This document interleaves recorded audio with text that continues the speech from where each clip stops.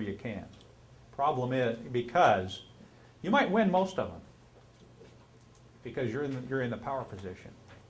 But you got a good shot of coming up with one that you're going to lose. And that's not good.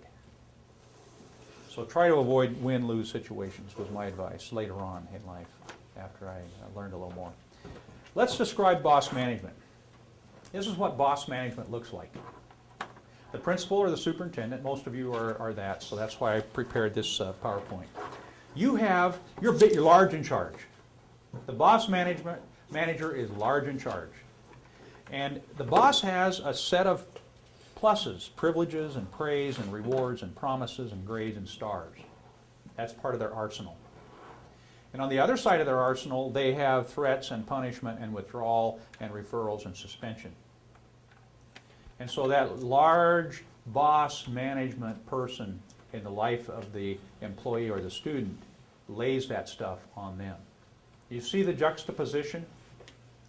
The boss is on top, in control, in charge. To make that work, the boss has to decide the solution to problems. You have to have the solutions as the boss. You're responsible. You have to have the solution for every problem. And then you try to get the student or employee to buy the solution. Okay?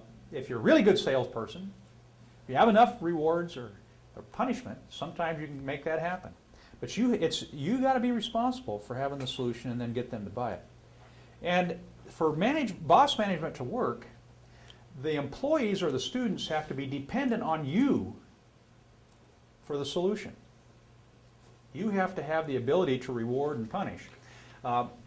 Example, my mother raised 4 boys, and the youngest one day misbehaved, and she decided, this was way back when, and she decided to spank him. And she was spanking him, and he wasn't crying. Been there. And so she stopped and said, "What's going on here?" And he said, "No matter how hard you spank me, you can't make me cry because Jesus is helping me."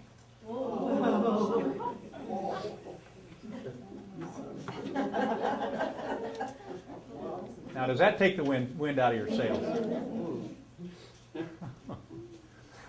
An example, my mom at that point didn't have a punishment that was going to matter to my little brother because Jesus was helping him.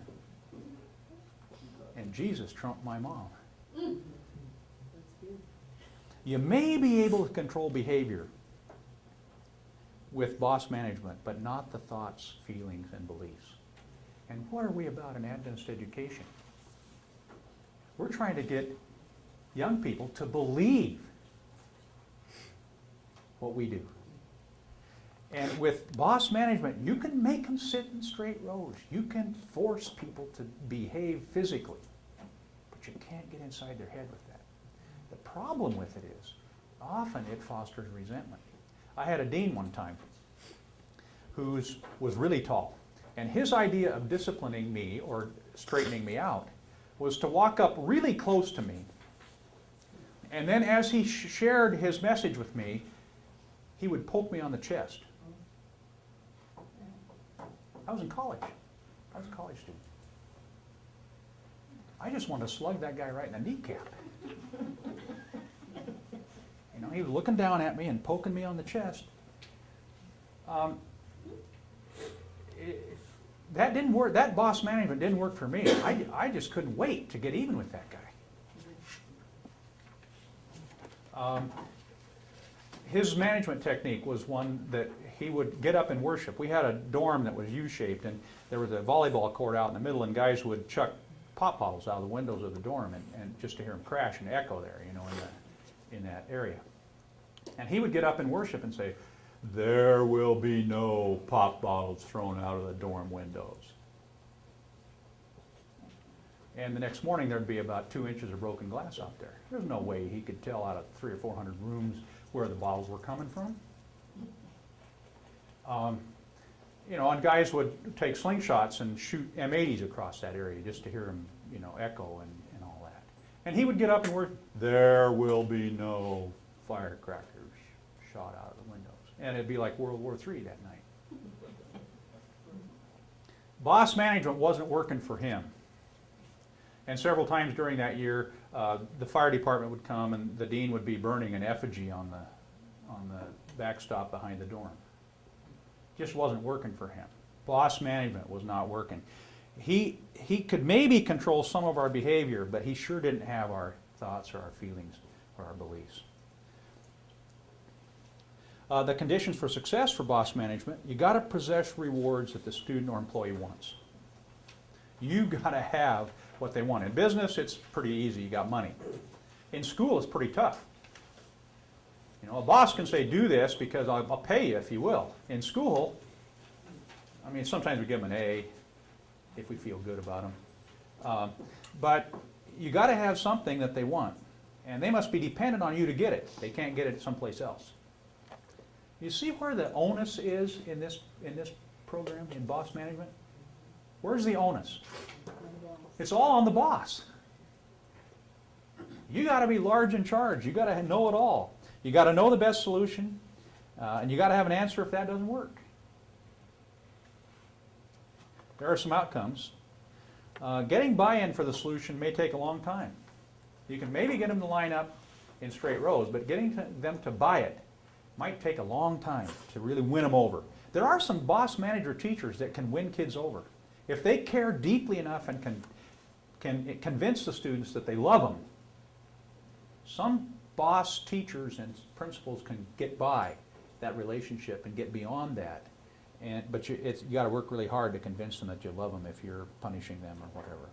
It fosters non-acceptance. Boss management, that dean that poked me on the chest, he wasn't getting anywhere with me. It produces resentment and resistance and possible rebellion, and I've experienced some of that in boss management situations. And there's no opportunity for learning self-discipline or personal responsibility. Again, where's all the responsibility? On the boss. Kid just lines up. He doesn't have to be responsible, he just has to do what you say. There's nothing about, are you going to be responsible for your own behavior? Have you ever thought about that you have a responsibility to other people for how you behave? None of that. It's just do what I said. Well, we spent enough time on boss management. Let's look at lead management. What's the model for lead management? Now where is the juxtaposition of the two entities in the relationship? We're side by side now. How big? Same size. Now some people are going to say, uh-oh, you just gave up all the control. You're going to have chaos now. Stay tuned. Let's see how we do. Between you now, not an arsenal that you're going to lay on somebody. Between you now are respect and trust and cooperation and openness and honesty. Now I like the sound of that. That sounds almost like the fruits of the Spirit, doesn't it?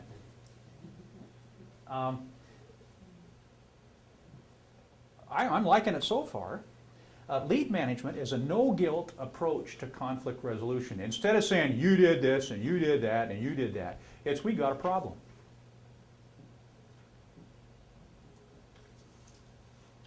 We're not going to point fingers. We're just going to say, hey, we got a problem here. We're in a relationship. It's not working. We got a problem. Let's see if we can solve it. Both parties mutually examine the problem. We're going to try and work this. I believe we can work it out.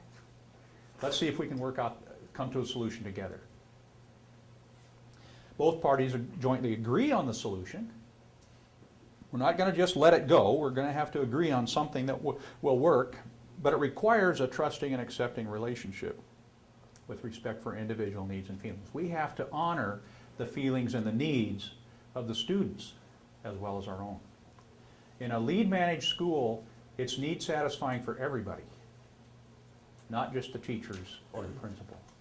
It's need satisfying for the kid that's misbehaving right now too. So we're going to try and work on respecting them and their needs and the feelings that they have, and we're going to try and help them to meet those needs.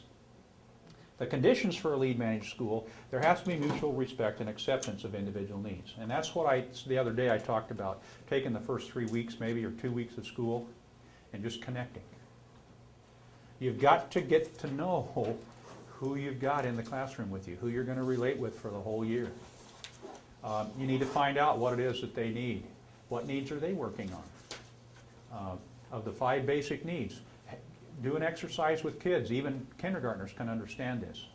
Which is the need that, can you rank the 5 basic needs? Which one's most important to you? And can you explain about that and help them understand what those needs mean? And which one, you know, is the most important for you and the least? For me, love and belonging is not a big deal for me. Yes, I like having people around, but I don't mind being by myself either. Yes, I'm happy to have a family, but you know, I would go on living if my family were even gone. Freedom and fun are 2 needs that are big in me. I have to have fun. I have to feel like I have a choice in what I'm doing. So I know that about me, those are 2 that are probably higher on my hierarchy of needs than love and belonging. And power as well. Most leaders have a strong need for power.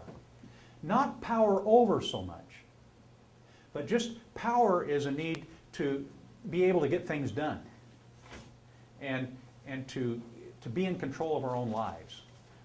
So it's power within, power with. Most of my career, I think I have modeled, if you would talk to staff members that have been on my campus, they would say that I'm a collaborative kind of a leader, that I want to make decisions with them. I want to make sure that if we make group decisions, it's not just something I've done. Now, they would also say that there are a few times when I said, I hope I have enough in the bank. I'm gonna make the call here. I hope I have enough in the bank, but this is an issue. I just have to make a call. Whether you agree or not, sorry, once in a while it's going to happen. But most of the time it was, what do you think about this? Can we make this work? Are you willing to agree with this? Can we move ahead with this? So mutual respect and acceptance of individual needs. It might take a little longer to find a solution, but less time to implement it. In a lead-managed situation, you might have to go and spend a little time with that student that leaves the classroom. You can't just say, do it, and they do it. You may have to go spend a little time and negotiate and work on some solutions, do a little counseling. But then the implementation often is much smoother. If you take that 2 weeks at the beginning of the year and connect with the students and agree with them on what the behavioral expectations are going to be in the class, it's very easy to just walk up to the student and say, what are you doing? Is it working? Is there a better plan? And there's actually a little, this isn't in my notes, but you might write this down. As you're counseling with people, in a lead managed situation, put down WDEP and do it vertically. WDEP. The W stands for what do you want? That's a quality world question. What is it that you want? The D is what are you doing? Okay. What do you want? What are you doing? The E is evaluation. Is it working? Now the kid that's out of the classroom, you know, what is it you want? What need are you trying to satisfy? Quality world question. What are you doing right now? Well, I'm sitting down here in the office because I got sent out of class. Well, is it working? Is what you've chosen to do working? Evaluate it. And you don't evaluate it for them. You don't say, that didn't work, did it? Say, is it working for you? Questions are the way we deal with issues in choice theory. Is it working for you? If not, is there another behavior? The P is a plan, WDEP, plan. Can you make a plan for something else? Is there another behavior you could think up that you could do that might have a different result for you? So it's what do you want? What are you doing? Is it working? Is there something you could do better? Make a plan. So it may take a while to work through that with a young person, but then once you've got that agreement, then all it takes is a reminder of that agreement, and the problem gets solved. The other key factor in that is that whose rule is it that you're referring to? If you've taken the 2 or 3 weeks and the students have made the rules with you. It's not my rule that I'm laying on them. It's our rule. It's something we agreed on already. And it's not working for you right now, but in 5 seconds, a student can